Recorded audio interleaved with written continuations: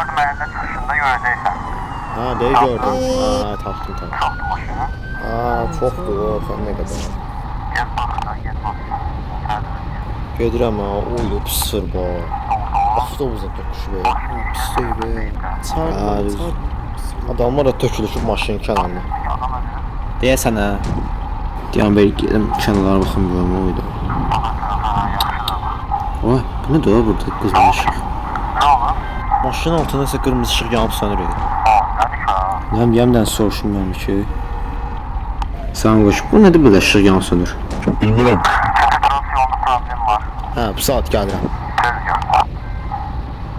Üçüncü transiyonda nə olub ki? Nə baş verib? Maşın arada ses var. Bəlkə çırpılıb.